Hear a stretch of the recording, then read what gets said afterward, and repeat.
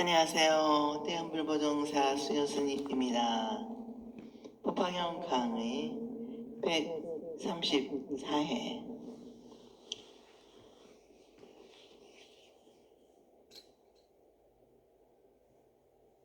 390조 원문 번역. 부처님께서 무진의 보살에게 이르시되, 선남자야 만약 어떠한 나라의众생을 부처님의 몸으로 구제하여야 할 사람은 관세음 보살이 곧 부처님의 몸을 나타내시어 가르침을 말씀하시며, 벽지부르 몸으로 구제하여야 할 사람은 곧 벽지부르 몸으로 나타나시어 가르침을 말씀하시며, 성문의 몸으로 구제하여야 할 사람은 곧 성문의 몸을 나타내시어 가르침을 말씀하시니라. 나무 아미타불 나무 아미타불 나무 아미타불.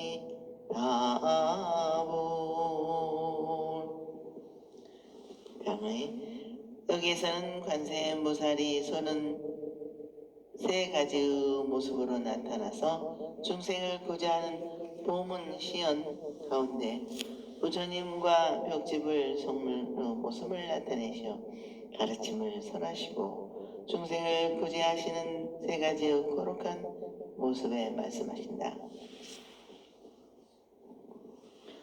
만약 어떤 나라의 중생을 부처님의 hum모로 구제하여야 할 사람에게는 관세음보살이 곧 부처님의 몸을 나타내어 가르침을 설한다. 부처님의 몸으로서 중생을 구제하여야 할 가르침을 설하신다고 하신다. 여기서 우리는 당혹함을 느끼게 된다. 관세음보살은 보살인데 어떻게 부처님의 몸으로 나타내신다고 하는가? 대비경에 의하면 관세음보살은 아득한 옛날에 이미 성불한 정법명왕열애로서 중생을 구제하기 위한 대비 올력으로 부처님의 자리에서 보살의 자리로 내려와 관세음보살이 되었다고 한다.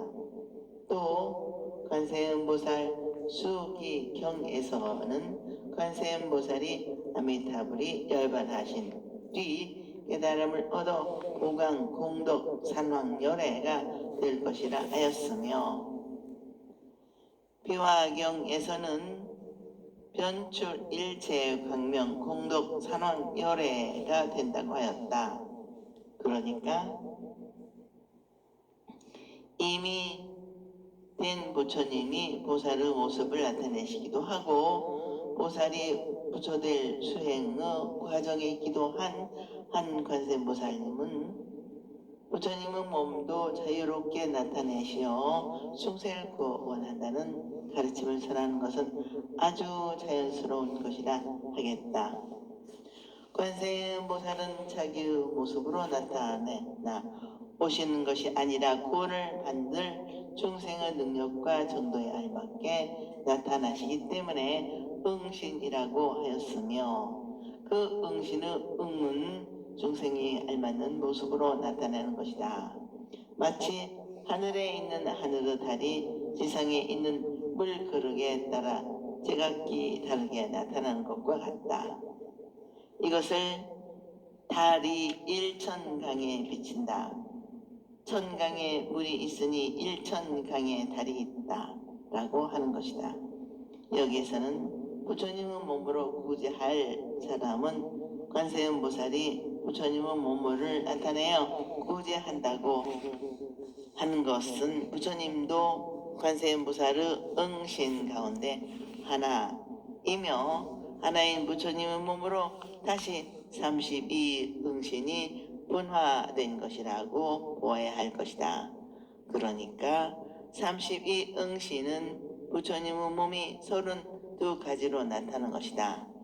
이것을 예로부터 대기설법, 수기설법라 한다. 가르침을 듣는 상대방에 따라 말하는 방법은 바꾸는 것이다. 사람은 각각 능력의 차이가 있고 성격이 다르다.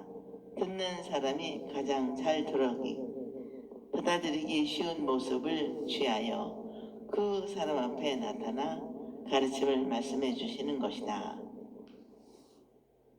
이것을 좀 더 확실히 이해하기 위하여 부처님 몸에 대하여 말씀드리겠습니다. 부처님의 몸은 법신, 보신, 화신의 30문으로 간략히 설명하겠습니다. 앞에서 이미 설명하였지만 여기서 더 분명히 알게 하기 위하여 다시 설명하는 것입니다. 첫째, 법신은 영원한 불명의 진리의 그 자체로서 영원 불멸의 진리인 인격화된 부처님을 말한다.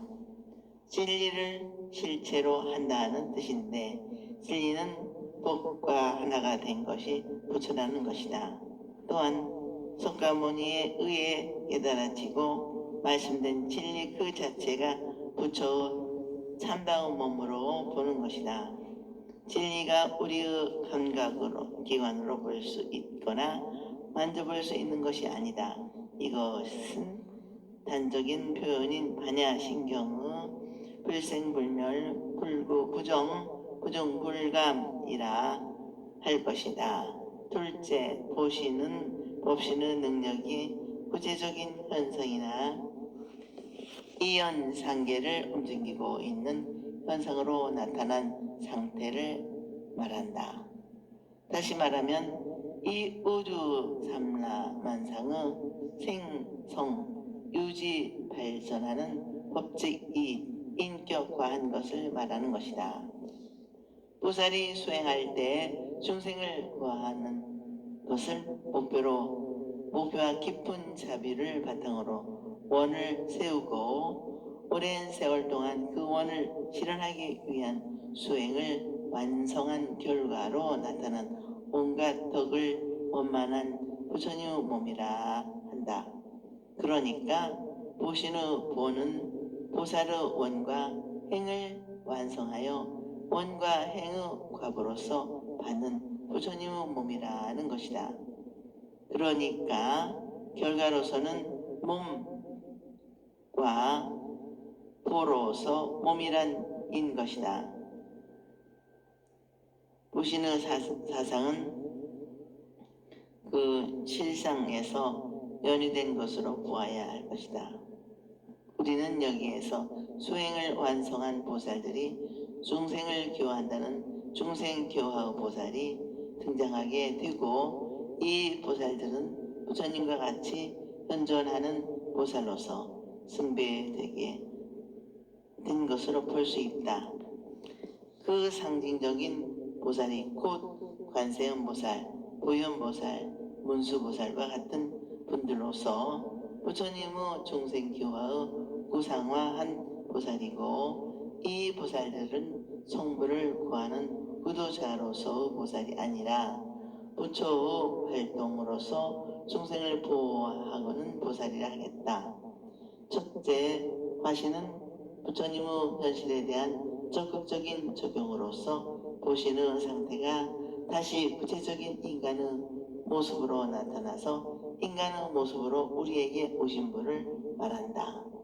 다시 말하면 중생을 교화하려는 부처님이 중생과 같은 몸을 놔두어 보이는 몸을 말하는데 소가모니 부처님과 같이 인간 세상의 마야 부인의 악의궁전에서 태어나 인간으로서 인간을 고민하는 출가 수행하여 깨달고 45년간 중생교화의 길을 걸으시고 열반에 드신 역사적인 부처님을 일깨는 것이다. 이 화신의 부처님을 중생에게 알맞는 몸을 나타낸다고 하여 변화신, 응화신이라고 한다. 이 부처님은 변화에 의하여 중생을 이익되게 하고 남의 이익의 성취를 특징으로 한다고 하였으며 이 화신을 일컬어 천백억 화신이라 한다. 그래서 우리는 천백억 화신 서가모니 부처님 불하고 부르기도 한다. 다시 말하면 사람들의 생각이 다르고 빛깔이 다르고 남녀노소 구별이 있기 때문에 헤아릴 수 없이 많은 화신이 있다는 것이며, 그리고 이 세상의 모든 사람이나 모든 존재가 다 진실의 화신이고 우주 전체가 그대로 법신의 화신 현상이라는 것이다. 그러니까 우리 모두가 다 부처이지만 서가모니 부처님은 된 부처님이고 우리는 될 부처님이라는 것을 확실히 알아야 한다. 완선자인이 된 부처님께서 될 부처인 우리들이 현존하는 세계에 변화의 몸을 놔두시고 우리들의 깨달음을 위해 가르침을 펴시는 자제로운 행동이 있습니다. 그러므로 부처의 몸으로 구제할 사람은 관세음보살님이 곧 부처의 몸으로 나타나서 가르침을 설한다고 하시는 것인데, 관세음보살님은 서가모니 부처님의 자비의 화신이기도 하고 또한 서가모니 부처님이 관세음보살님의 화신불로서 현재에서 적극적인 작용으로서 나타난 한 부처님이기도 하다. 이 말씀을 뒷받침하는 말씀이 앞의 비유품의 이 3개는 다 나의 것, 그 속의 모든 중생은 다 나의 아들이다 하였다. 우리 모두가 부처님의 아들, 딸이며 부처님의 분신이다. 부처님의 분신인 우리에게 수련하시어 알맞는 가르침을 주시는 것은 중생의 어리석음을 부처님의 깨달음으로써 바꾸어주는 자비이며 부처와 중생과의 근원적인 적일성을 나타내 보이는 것이며, 자리의 성취란 그대로 이타의 화용으로서 작용하는데, 자리의 성취를 찾을 수 있다는 극적인 표현이라고 생각된다. 또한 절대적인 타력은 절대적인 자력으로 자리에서 된다는 것은 알 수 있다.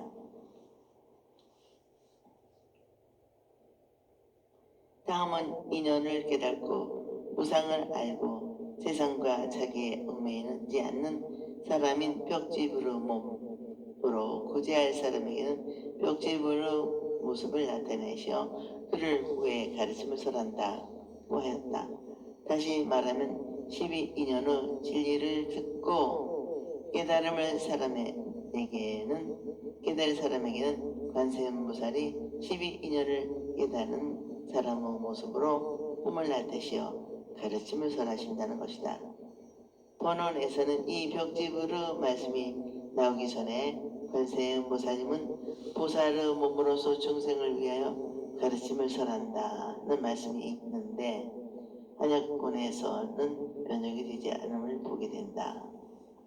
그리고 관세음보살님은 부처님의 가르침을 듣고 깨달음을 얻는 제자의 몸으로 가르침을 설하여 깨달을 수 있는 사람에게는 성문의 몸을 나타내어 가르침을 설한다고 하신다.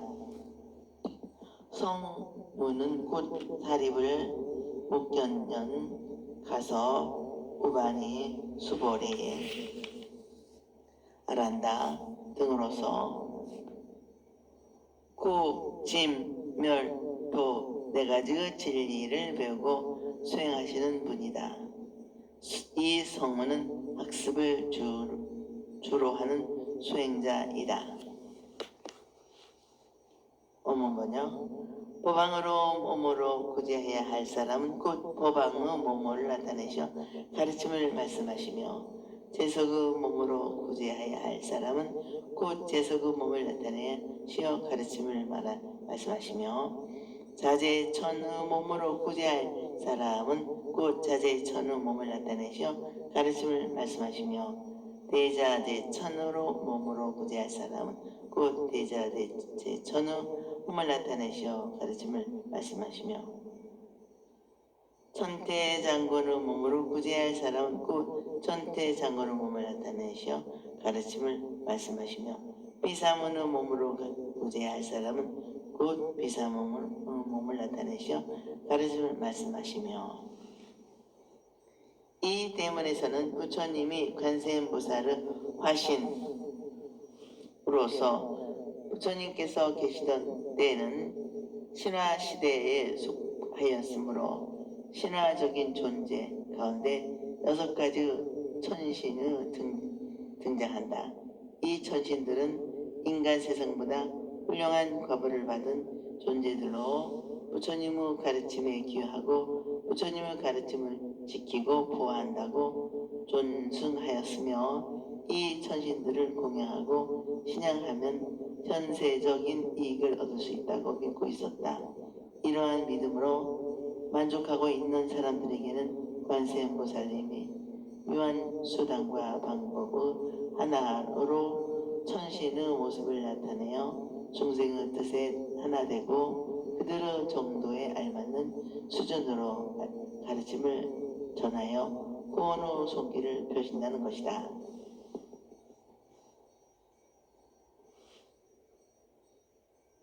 이 관세음보살의 화신이 곧 우주 본원이고 만물의 창조신이라고 믿고 있으며, 자기 본능의 욕망에 사로잡혀 있는 중생들의 어려움과 갈등을 해결할 수 있다고 믿었던 법왕의 몸으로 모습을 나타내시어 가르침을 말씀하여 구제하신다고 한다. 능엄경의 중생들이 음욕스러운 마음을 떨쳐버리고 욕망의 번뇌로부터 벗어나 깨끗하고 떳떳하며 걸림이 없이 자유로움의 기쁨을 얻고자 하는 중생들의 앞에 법왕의 몸을 나타내어 가르침을 말씀하여 숙박으로부터 벗어나게 한다는 말씀과 일치하고 있다. 그리고 다음은 수미산 꼭대기 우리천의 왕으로 선견성에 있으면서 사천왕과 32천을 동선하고 부처님의 가르침에 귀하는 사람을 보호하며 아수라의 군대를 정멸한다는 제석의 몸을 나타내어 가르침을 말씀하여 구원하신다고 한다.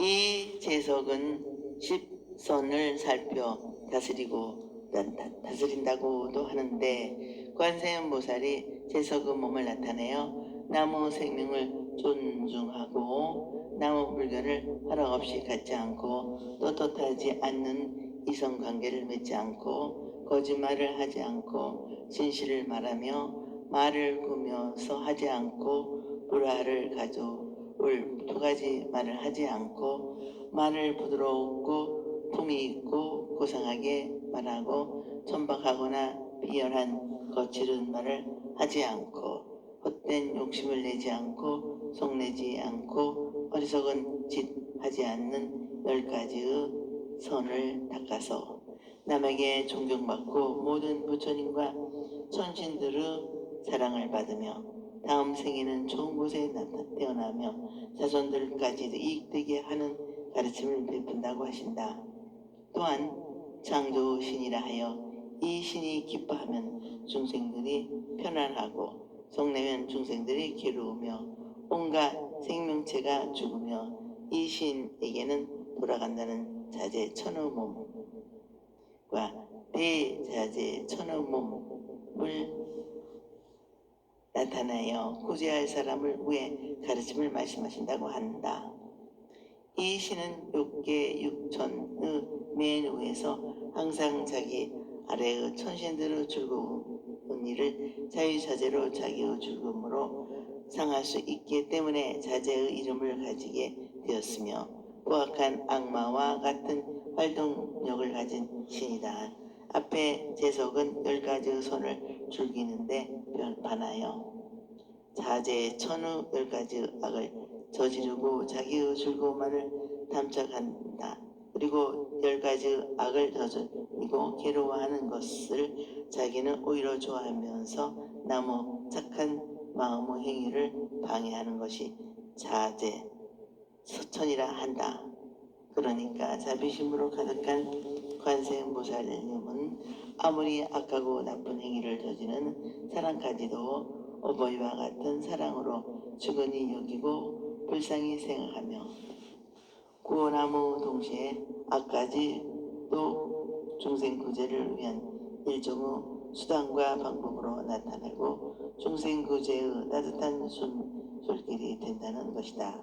그런데 자재천은 6개의 망이고 대자재천은 3개의 최고 하늘신이라고 하였으며 정법 화경에서는 자재천은 호존, 대자재천은 대신 묘천이라 번역되고 있다.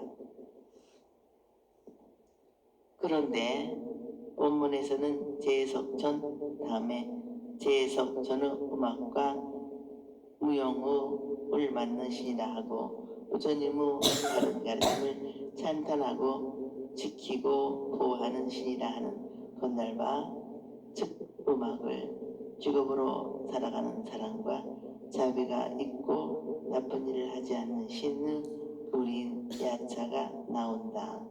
그리고 자재천신과 대자재천신 다음에는 태양신의 전차 바퀴의 큰 세력으로 세계를 지배한다는 이상적인 제왕인 전년왕이 나오고 다음에는 사람을 잡아먹거나 피를 빨아먹는 식인귀가 나온다. 이 식인귀를 쫓기 위하여 화신에서 빌고 승려가 주문을 해온다고 한다.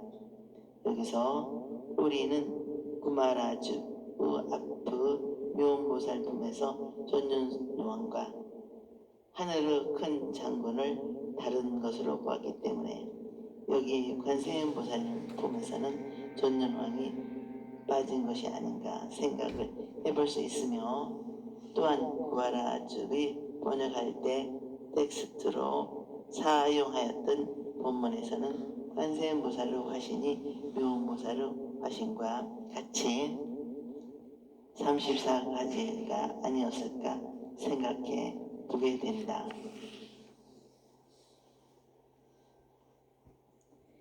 이상에서 말씀드린 바와 같이 본본에서는 전윤성 왕으로 되었지만 묘연화경에서는 천태 장군이 나온다.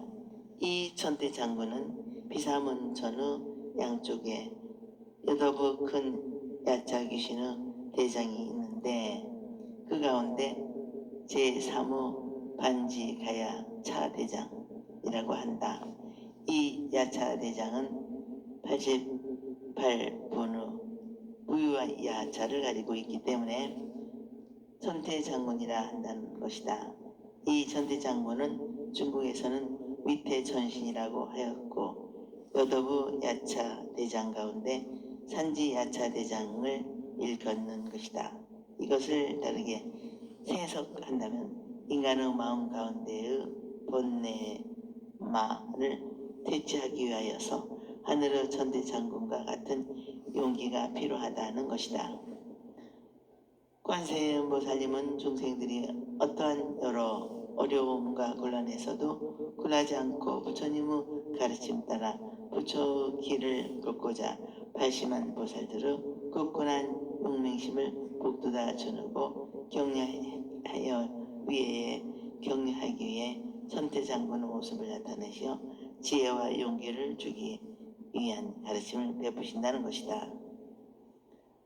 여섯 번째, 등장하는 화신은 인도 신화의 수미산 중도 제4층에서 야차 나차를 거느리고 북방의 수호 하늘 세상 사람들에게 복덕을 주는 일을 맡았다는 비사문의 몸을 나타내어 중생의 뜻과 정도에 알맞는 가르침을 베푸신다고 한다.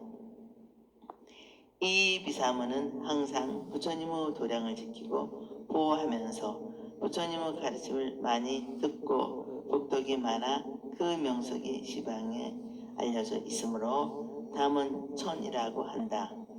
사천왕의 하나이다. 이 신은 세상 사람들의 복덕을 주는 일을 맡았다고 하며 그 복덕을 얻기 위해서 비사문 법회를 열고 불설비사 문천경을 애우고 이 신을 염송한다. 이와 같은 신앙 행위는 진연종이나 천태종에서 찾아볼 수 있는데 비사문 진원을 애우기도 한다. 관세음보살님은 중생의 뜻과 그들의 능력과 정도에 알맞는 모습을 놔주시고 가르침을 베푸시는데 시간과 공간을 초월하여 중생이 있는 곳이면 언제 어디 누구에게나 그에 알맞는 모습을 보이신다는 보문시연의 말씀되고 있다. 누구에게나 그에 알맞는 모습을 보이신다는 보현보살의 말씀되고 있다. 여섯 가지의 신화적인 존재로서 화신을 보였는데 다음은 여섯 분의 실화적인 인간의 모습으로 출현하신다.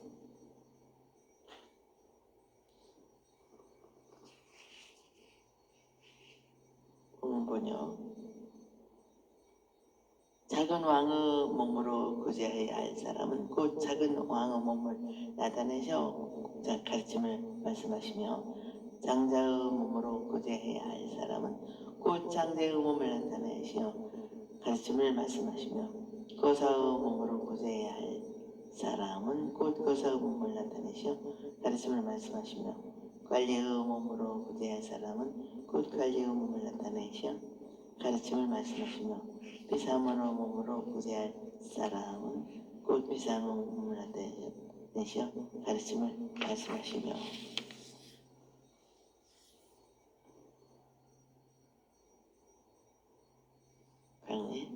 여기서 작은 왕은 현실적으로 인도 아륙왕이다. 중국의 양무제, 우리나라의 법흥왕과 같이 불교에 대한 신앙심이 돈독하고 불교의 정신으로 바른 정치를 하여 나라가 편안하고 국민을 행복하게 하고 부처님의 나라를 이 세상에 실현하려는 통치자들을 일컫는 것이다. 관세음보살님은 이러한 이상적인 통치자의 모습을 나타내시어 평안과 행복의 길을 인도하기 위하여 바른 가르침을 베풀어 구원의 손길을 펴시기도 하고 또 좋은 집안에 태어나서 많은 재산을 가진 부유한 사람으로 인격이 고매하며 덕을 갖춘 사람의 몸으로 구제할 사람에게는 부유한 재산가의 모습으로 나타나시어 가르침을 말씀하시어 구원하신다고 한다. 이 장자는 부호, 재벌, 재산가로서 복덕을 갖춘 사람을 말하는데 천태대사는 장자를 10가지의 덕을 갖춰야 한다고 하였다. 그 10가지의 덕은 1. 훌륭한 집안에 태어난 사람. 2. 사회적인 경륜이 풍부하여 덕행을 갖춘 사람. 3. 재산을 넉넉히 가진 부자. 4. 위풍과 용모가 늠름하고 위엄이 있는 사람. 5. 지혜가 깊어 슬기로운 사람. 6. 나이가 많아 경험과 수행이 높은 사람. 7. 행동이 바르고 깨끗하고 밝은 사람. 8. 예의를 존중하고 예의가 바른 사람. 9. 윗어른으로서 존경과 찬탄을 받는 사람. 10. 아랫사람으로부터 존경과 따름이 있고 아랫사람을 사랑하고 아끼는 사람이라고 하였다. 이 장자는 오늘날 경제적으로 부유한 재벌의 정신적으로 인격을 완성하고 지혜와 덕을 갖춘 동망 있는 사람으로 사회복지에 공헌하여 업적이 뚜렷하는 사람들을 말한다. 인도 수달다 장자와 같은 사람을 말하는 것이다. 다음에는 출가하지 않고 가정에 있으면서도 불교에 의하여 남자로서 학식과 도덕이 높으면서도 보표설을 하지 않는 선비를 거사라고 하여 등장하고 있다. 이 거사란 오늘날 지식인이나 저명 인사를 일컫는 것으로 경제적으로나 정신적으로 넉넉한 사람을 말한다. 이 거사는 4가지의 덕을 갖춰야 한다. 이 4가지란 1. 벼슬하지 않고 2. 자기 본유 욕심이 적고 남을 위한 공덕을 갖추고 3. 재산이 넉넉하고 4. 진리에 따른 삶을 스스로 깨달은 사람이다. 예를 들면 인도 유마거사, 중국의 방거사나 동파, 우리나라의 보살거사와 같은 분이다. 능엄경에서도 만약 중생이 사람들을 가르침을 이야기하고 맑고 깨끗하게 살아가시는 이를 좋아하면 관세음보살은 거사의 몸을 나타내시어 가르침을 말씀하시어 중생을 구하신다고 한다 하였다.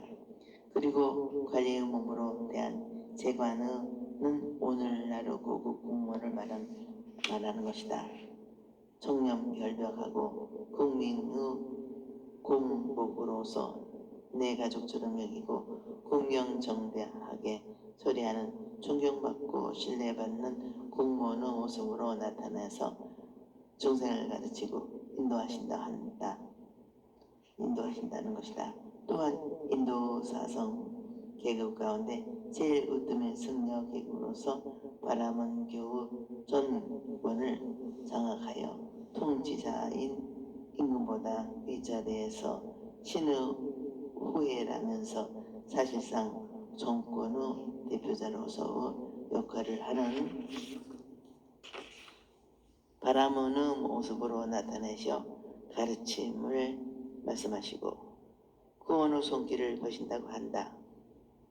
다시 말하면 불교적인 분위기나 불교적인 모습과 교리나 의식의 공감을 느끼지 않고 거부 반응을 일으키는 사람들에게는 불교 외의 다른 종교인의 모습이나 성직자로 나타나서 그들의 감각과 호흡에 일치하는 가르침으로 순화하여 부처의 길을 인도한다는 관세음보살님의 자비로운 모습을 말씀하시고 있다.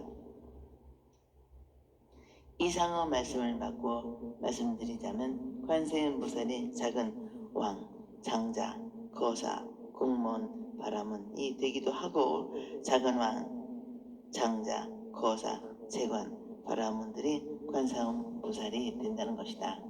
그러니까 범부 중생들도 관세음보살님과 같은 마음으로 관세음보살님의 행위를 이 세상과 모든 인류에게 밝은 빛을 전하는 지혜의 등대로 서서 모든 인류 행복을 위해 일에 자기를 바쳐 희생봉사하는 사람은 곧 관세음보살인 것이다. 그러므로 성자와 범부는 둘이 아니고 하나라는 이론이 성립되는 것이다. 우리 모두 관세음보살님의 분신으로 존재하고 관세음보살님의 화신으로 활동하는 삶을 갖고야 하겠습니다. 그런데 본본에서는 소왕신과 바라문신의 이외의 장자, 거사, 재관, 비구, 비구니, 우바세, 우바니, 부녀신, 동남, 동녀, 천용, 아수라, 가오라 긴나라 마오라가 사람과 사람하는 것들이 없다는 것을 말씀드립니다. 본문 번역. 비구 비구니 우바세 우바니 몸으로 구제할 사람은 곧 비구 비구니 우바세 우바니 몸으로 나타내시어 가르침을 말씀하시며 창자 거사 관리 바라문의 부인의 몸으로 구제할 사람은 곧 그 부인들의 몸을 나타내시어 가르침을 말씀하시며 소년 소녀의 몸으로 구제해야 할 사람은 곧 소년 소녀의 몸을 나타내시어 가르침을 말씀하시며 하늘 용 야차 건달과 아수라 가오라 긴나라 마오라가 등 사람과 같은 것을 몸으로 구제할 사람은 곧 사람은 다 그 몸을 나타내시어 가르침을 말씀하시며 지금 당신의 몸으로 구제해야 할 사람은 곧 지금 당신의 몸을 나타내시어 가르침을 말씀하시느니라. 오늘은 여기까지 마치겠습니다. 대단히 감사합니다. 여러분 항상 건강하시고 행복하시기를 기도 발언드립니다.